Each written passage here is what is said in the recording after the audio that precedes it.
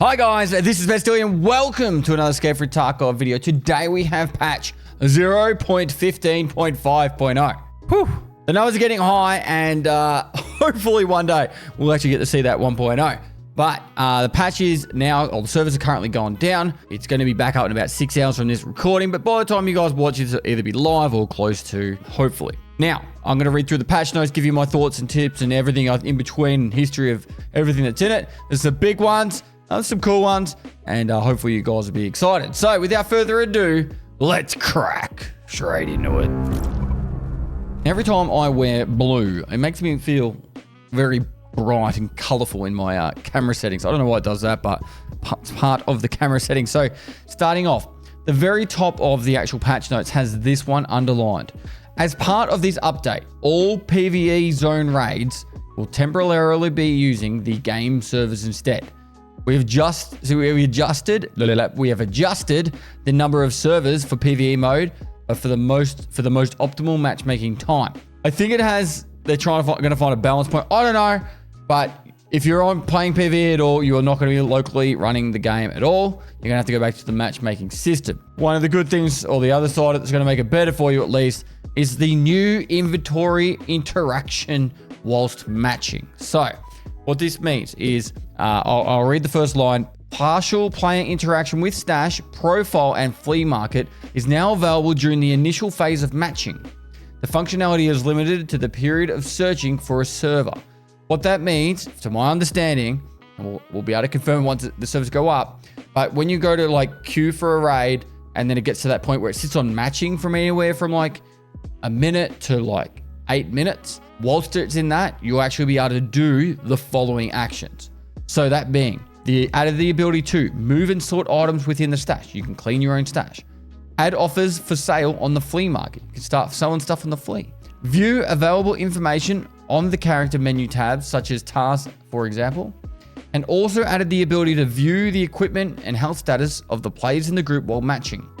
This feature also applies to scavs as well. So, you'll queue up, and then whilst you're queued up, you'll be able to clean up your stash, chuck stuff up in the flea market, and view your friend's stats. And also view your friend's health and stuff. The one big thing that was in the roadmap was you're actually going to have also access to your hideout. That is not here. So you're not going to be able to go into your hideout and start doing crafting stuff, unfortunately. Hopefully they add that, because that would be awesome, because I'm just too lazy to like wait for that screen to load across, select the actual thing, and start the craft. And if I could do that whilst I'm matchmaking, I would do it every single time without fail. What this also means is you'll actually have that ability to just like go, hey mate, I know you want to sort your stash, but just chuck the shit in there, get your next loadout ready, start matchmaking, and then we'll sort the stash while we're going in. Some people will say, I need stealth stuff, blah, blah, blah. It doesn't matter. At least you're going to help speed up some of the people that are slow in your party. But for me, I'll probably just start dumping stuff, queuing, and then whilst I'm queuing, then worry about sorting stuff into, this, barter item will go, or this barter item will go in this junk box, and I'll put the A to Bs in this one. I'll be able to sort out cleanly there. So, big win for being able to sort your stash while queuing. Long-awaited feature getting added to the game. Next up, achievement rewards. Now, certain achievements will now have rewards. The rewards will not disappear with global or personal wipes through the website. Items received for achievements are sent through an in-game message with unlimited storage time. So, for example, what that means is like, when you get money from the flea market, it'll say you've got 7 days to claim. That will just say unlimited or have, 1,000,000 days on it. This also means that if it wipes, you'll actually be able to claim it again. So you'll be perfectly fine to like claim it for each wipe, and it'll be awesome, because if you're going to, like, you'll see some of the ones coming, the killer armor, once you get that achievement once, you'll have that killer armor accessible to get every single wipe without having to kill him another 100 times. Players who have earned multiple achievements in the Tarkov mystery event will receive rewards for each achievement. Now, the Tarkov mystery event, if I remember correctly, that was the one where there was 3 different achievements. One that was to hand it to Lightkeeper, one was to Skier, and another one was to Peacekeeper, I think. So you'll now be able to get a reward for each of those achievements, I believe. And it's saying here that, and also you can view achievement rewards by hovering over the achievement icon on the character screen.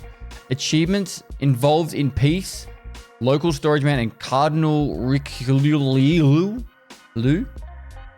were available in the Tarkov mystery event. Reward is the Mr. Kerman's cat hologram. So, for example, I did 2 of these achievements. So I'll get 2 holograms, I guess. Hopefully they're different colored or something. That would be kind of cool. And then achievement for the Master of Ultra, which is getting killer killed 100 times.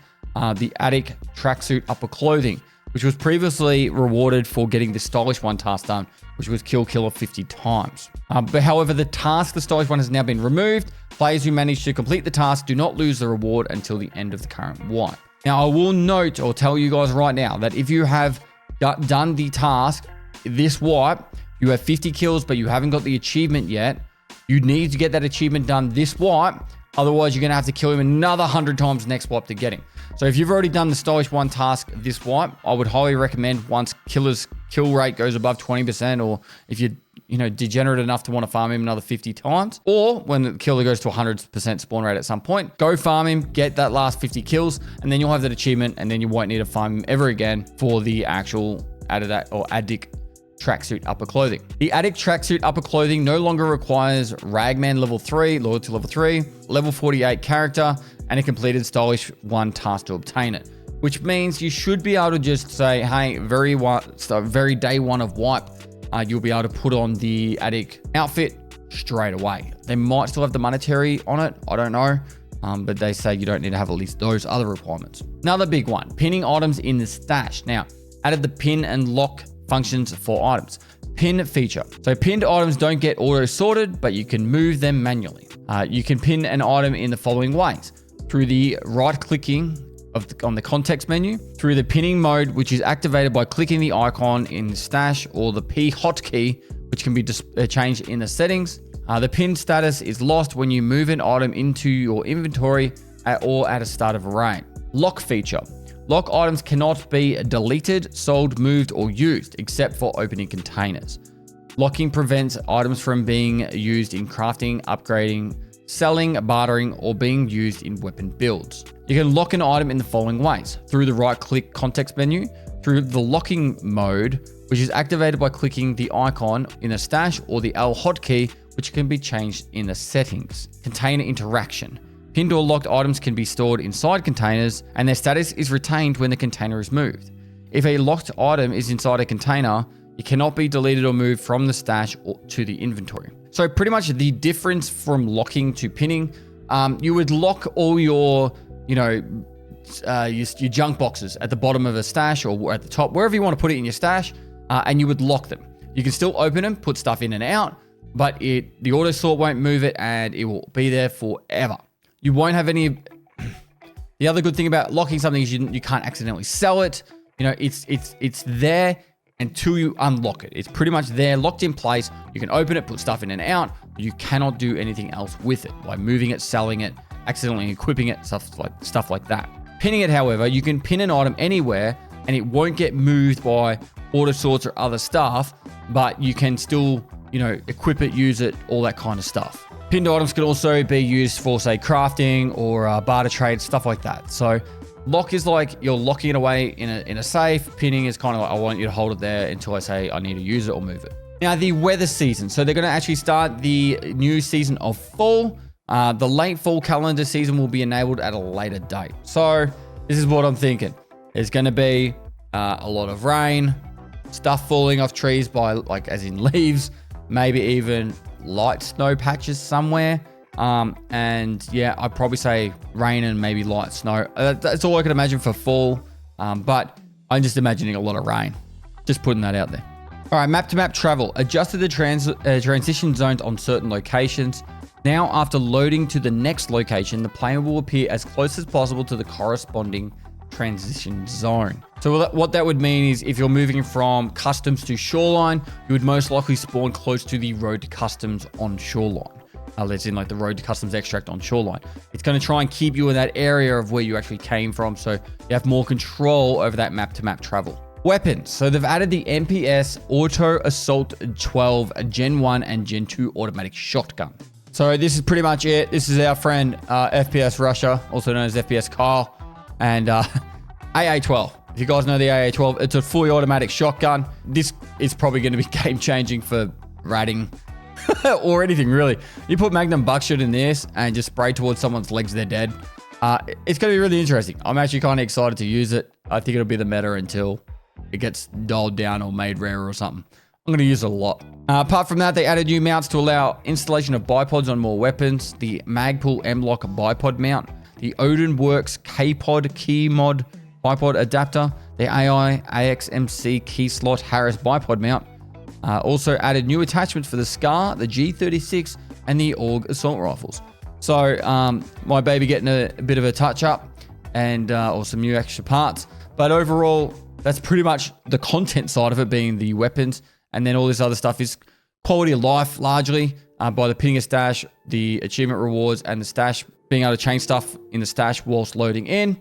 But overall, solid patch. But I kind of want to do, make sure we touch on everything. So this was what actually was meant to be in here as well. So they did say about the stash and hideout interactions, ability to lock items in the stash. So this is where the hideout thing was coming into. This is their roadmap that they brought up a while ago.